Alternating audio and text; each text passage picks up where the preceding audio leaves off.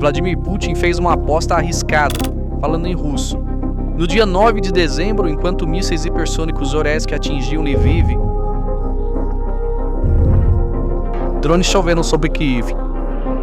Os alvos não eram bases militares, eram edifícios civis, instalações de infraestrutura e usinas de energia. Putin estava tentando intimidar o Ocidente, enquanto esperava subjugar os ucranianos com frio congelante e escuridão. Então não há chance de derrubar esses mísseis? Bem, se esses especialistas ocidentais que você mencionou pensam assim, que eles façam isso por nós. Putin falava com confiança, mas a retaliação foi rápida e devastadora. A geografia russa de Moscou a Belgorod, de Oriol a Lipetsk, foi engolfada em um anel de fogo. Centenas de milhares de casas ficaram sem eletricidade e aquecimento. Quedas de energia paralisaram os serviços sociais. Os serviços municipais de Moscou ficaram paralisados sob a tempestade de neve. Pessoas no aeroporto de Sheremetyevo não conseguiram recuperar suas bagagens. Voos foram adiados indefinidamente. Milhões de pessoas estavam em estado de pânico. O epicentro desse pânico era a cidade de Belgorod, que a Rússia usava como sua principal base logística e de suprimentos para suas operações na Ucrânia. A cidade foi iluminada por mísseis HIMARS à meia-noite. Os sistemas de defesa aérea russos, incluindo as baterias S-300 e Pantsir, foram completamente inadequados para enfrentar a ameaça iminente. Isso não foi um bombardeio aleatório, mas uma operação de estrangulamento energético meticulosamente planejada. Exatamente 8 mísseis HIMARS travaram nos pontos vitais da cidade. A lista de alvos desses ataques de precisão demonstra o quão bem a inteligência ucraniana conhece a infraestrutura russa. Os mísseis atingiram diretamente a usina termoelétrica Luch, a instalação de produção de energia mais crítica da cidade, e a usina termoelétrica Belgorodskaya. O resultado foi um colapso total do sistema. Em questão de segundos, uma cidade de 400 mil pessoas foi mergulhada na escuridão total e no frio congelante. As pessoas, sem aquecimento ou água no frio congelante, estão fazendo fila nos postos de gasolina em um esforço desesperado. Uma mulher compartilhando nas redes sociais resumiu perfeitamente a situação. A vida em uma cidade sem eletricidade ou aquecimento agora é muito mais divertida. Esta amarga ironia tornou-se rotina para o povo russo. Enquanto essa escuridão sistemática continua em Belgorod, o exército ucraniano mudou para uma estratégia tática. Ele ataca a unidade de suporte vital na cidade de Oriol. O alvo foi a usina termoelétrica de Oriol, a maior instalação de produção de energia indiscutível na região, com uma capacidade instalada de 330 megawatts. Tecnicamente falando, a escolha da unidade GUR ucraniana visou a maior vulnerabilidade da Rússia em sua defesa de inverno. Esta usina é uma instalação de cogeração. Isso significa que ela não apenas fornece eletricidade para a rede, mas também bombeia toneladas de água quente para alimentar o enorme sistema de aquecimento central da cidade de Oriol. Com os drones kamikaze colidindo nas salas de turbinas e centros de controle, 330 megawatts de energia foram instantaneamente retirados da rede. Isso não foi um simples disparo de disjuntor, foi uma falha crítica da espinha dorsal energética regional. No momento em que a usina foi atingida, não apenas as luzes se apagaram, mas aquelas enormes bombas de água também ficaram silenciosas. Com a temperatura externa abaixo de zero, o fluxo de água quente nos canos foi cortado. A contagem regressiva começou para o povo de Oriol. Reiniciar uma usina termoelétrica, especialmente se ela foi danificada, pode levar dias ou até semanas. Neste momento, milhares de pessoas em Oriol estão enfrentando o risco de canos congelados estourarem e suas casas se transformarem em caixas de gelo. O Centro de Engenharia e Produção de Turbinas da GAZ Salyut em Moscou também foi alvo do ataque. Este é o coração pulsante das forças aeroespaciais russas. A fábrica Salyut é a principal base de produção dos motores da série AL-30 e um F que mantém os caças Su-27, Su-30 e os modernos Su-35 nos céus. Os drones de longo alcance da Ucrânia penetraram uma estrutura em camadas do guarda-chuva de defesa aérea da Rússia, conhecido como Escudo de Moscou, e alcançaram diretamente esta instalação. As imagens que surgiram documentaram muito mais do que um simples incêndio. Elas documentaram a transição de um ativo estratégico para um estado de destruição. Uma fábrica de motores a jato abriga dispositivos de calibração extremamente sensíveis, ligas especiais e linhas de montagem de alta tecnologia. As chamas intensas que colapsaram o telhado da fábrica e engoliram salões de produção também derreteram os blocos de motor de dezenas de caças que a Rússia estava prestes a produzir nos próximos meses. Este ataque é 10 vezes mais destrutivo do que derrubar um avião na linha de frente, porque se você derruba um avião, perde uma unidade. Mas se você incendeia a fábrica de motores, paralisa toda a frota. À medida que as linhas de produção em Moscou derretiam, a noite de repente virou dia em Lipetsk Oblast. Os drones kamikaze de longo alcance da Ucrânia atingiram com sucesso o depósito de petróleo Usman, que abastece as unidades blindadas russas. Este ataque é uma estrangulação logística completa para o exército russo. Aqueles tanques em chamas continham combustível diesel, que alimentava os tanques T-90 na linha de frente, e combustível de aviação, que alimentava aeronaves de combate. Agora que o combustível está subindo como fumaça negra nos céus acima de Usman, em vez de alimentar os motores dos tanques russos, você não precisa ser um especialista militar para resumir o quadro criado por esses ataques. Belgorod não é apenas um assentamento civil, é uma plataforma logística massiva que alimenta todos os envios militares, depósitos de munição e centros de comando para a frente norte da Ucrânia. Com as centrais termoelétricas Luch e Belgorodskaya fora de serviço, tudo, desde os sistemas de sinalização ferroviária da região até os hospitais militares, dos sistemas de automação, dos depósitos logísticos, às estações base que fornecem comunicações, caiu instantaneamente. A destruição de uma usina de energia desencadeia uma cadeia de desastres, estendendo-se a pé tanques na linha de frente ficando sem combustível.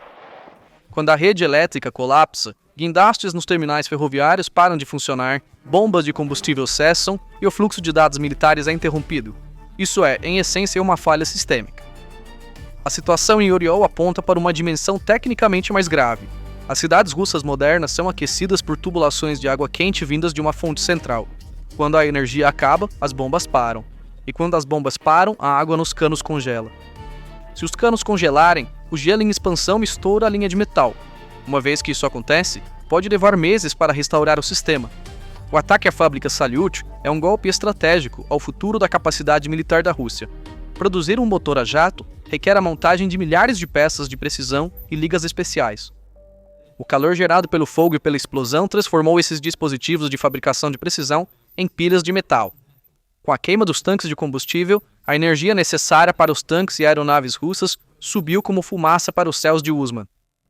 Em um campo de batalha sem combustível, até os sistemas de armas mais avançados do mundo se tornam nada mais do que pilhas de metal presas. Olhando para o quadro maior, vemos que esta série de ataques não é apenas uma operação militar, mas um movimento estratégico que abala fundamentalmente o famoso contrato social que Putin fez com seu povo. O que Putin prometeu ao povo russo por anos é simples. Dê-me sua lealdade política e eu lhe proporcionarei segurança e estabilidade. No entanto, o incêndio de uma fábrica no centro de Moscou, o apagão em Belgorod e o pânico nos aeroportos provam quão vazia é essa promessa. Este tema, que chamamos de colapso da frente doméstica, inaugurou uma era em que a guerra é sentida não apenas em solo ucraniano, mas também na cozinha, sala de estar e local de trabalho de cada cidadão russo. Enquanto Putin tenta intimidar o Ocidente e a Ucrânia com mísseis Oreshnik, a Ucrânia está destruindo essa imagem de invencibilidade com golpes concretos no terreno. A Ucrânia ela está respondendo ao convite de alta tecnologia do Kremlin com métodos assimétricos de menor custo, mas muito mais eficazes. Então não há chance de derrubar esses mísseis? Bem, se esses especialistas ocidentais que você mencionou pensam assim, que nos ofereçam. Esta situação é a demonstração mais clara do nosso método de desmascarar doutrinas. Um Estado que não pode proteger instalações críticas no interior da Rússia está rapidamente perdendo sua capacidade de usar ameaças nucleares ou hipersônicas como dissuasores. Esta vitimização sistemática de civis, particularmente em regiões como Belgorod e Oriol, está criando um estado de pânico e caos que o regime não pode controlar.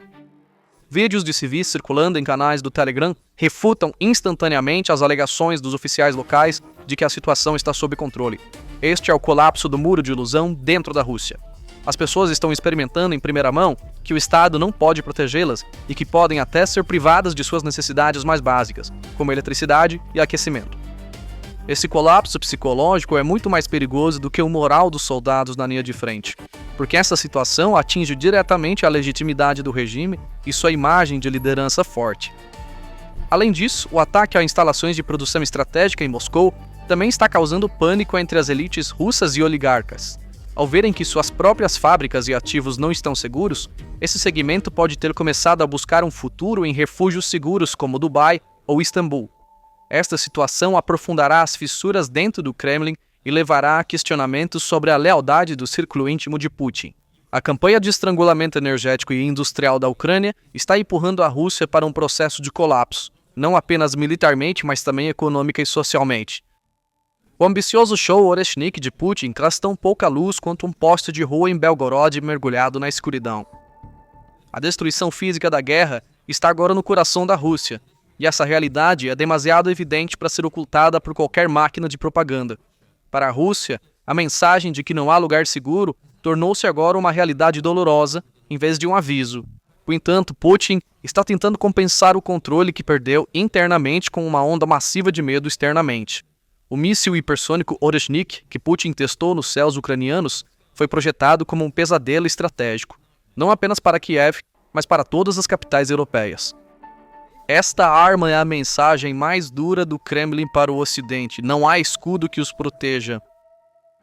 Oreshnik é uma arma que atinge velocidades inimagináveis de Mach 10 em sua fase terminal.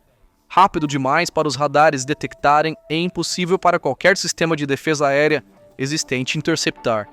No entanto, relatórios de OSINT e análises técnicas da Ucrânia documentam que Oreshnik é mais uma ilusão estratégica do que uma mudança de jogo militar. As declarações feitas pelo deputado de Lviv, Nogorny, minam fundamentalmente a narrativa de devastação em torno dessa ameaça hipersônica. De acordo com Nogorny, a infraestrutura de gás, o ponto mais crítico da região, não foi alvo dos mísseis Oreshnik e não sofreu nenhum dano direto. Os efeitos limitados registrados são devido a ondas de choque criadas por munições que erraram o alvo em vez de acertos diretos dos mísseis. Visto de uma perspectiva de desmistificação doutrinária, esta situação mostra que bilhões de dólares em tecnologia hipersônica são insuficientes para sequer cortar a linha vital de energia de uma região. Ainda mais impressionantes são os detalhes técnicos compartilhados por Sergei Flash, chefe do Centro de Engenharia de Rádio da Ucrânia.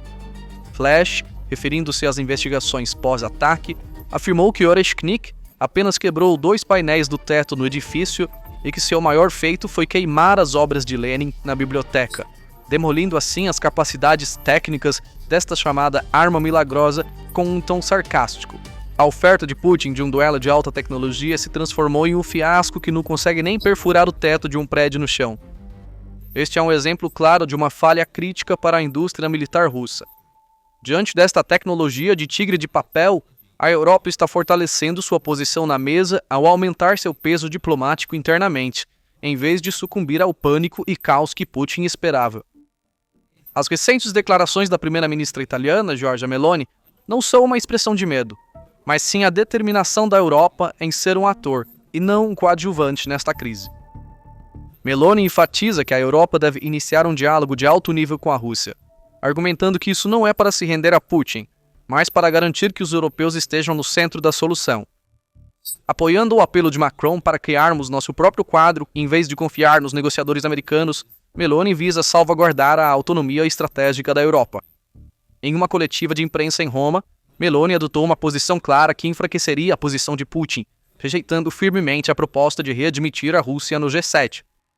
Esta é a prova mais concreta de que o Ocidente não se curvou à chantagem nuclear e hipersônica de Putin. Meloni define as conversas com a Rússia não como um sinal de fraqueza, mas como um método de proteger os interesses da Europa ao dialogar com ambos os lados no terreno. O dramático colapso diplomático que Putin esperava não se materializou. Pelo contrário, a Europa superou o caos criado pela sua diversidade de vozes e chegou ao ponto de lidar com o Kremlin através de um único representante. Por outro lado, a postura cautelosa da Itália em enviar tropas para a Ucrânia não é um retrocesso, mas uma escolha estratégica baseada na confiança em garantias de defesa coletiva semelhantes ao artigo 5 da OTAN e na crença de que essas garantias também devem se aplicar à Ucrânia. Meloni argumenta que a forma de garantir a paz não é fugir das ameaças de Putin, mas tornar a Ucrânia uma parte integrante da arquitetura de segurança da Europa. A ilusão de uma Rússia invencível que se tentou criar com mísseis Oreshnik está sendo eliminada uma a uma pela resistência inabalável da Ucrânia e pelos movimentos diplomáticos determinados do Ocidente. Enquanto Putin espera quebrar a unidade europeia e criar uma onda de pânico com seu chantagem hipersônico, ele se encontra em um novo tabuleiro estratégico desenhado por Meloni e Macron, onde os termos são ditados pela Europa. Enquanto a arma milagrosa do Kremlin só pode queimar livros empoeirados nas prateleiras das bibliotecas, o mundo ocidental está demonstrando sua determinação em construir o futuro da Ucrânia e parar o expansionismo russo com um tom mais autoritário do que nunca. O resultado é claro. A destruição física da guerra agora alcançou o coração da Rússia e as últimas cartas na mão de Putin não são mais do que ferramentas de propaganda sem equivalente militar no terreno. Aquela escuridão ominosa, antes acreditada ser o destino apenas das cidades ucranianas, agora envolve o horizonte estratégico do Kremlin junto ao fracasso de Oreshnik. Nesta equação, o mito da invencibilidade de Putin desapareceu. Agora, apenas o colapso sistemático da Rússia e o checkmate estratégico inabalável do Ocidente permanecem no palco. Então, o que você acha disso? Compartilhe seus pensamentos nos comentários. Não se esqueça de se inscrever no canal e ativar as notificações para ficar atualizado sobre as novas análises da PPR Global. Obrigado por nos escolher. Obrigado por nos escolher. Obrigado por nos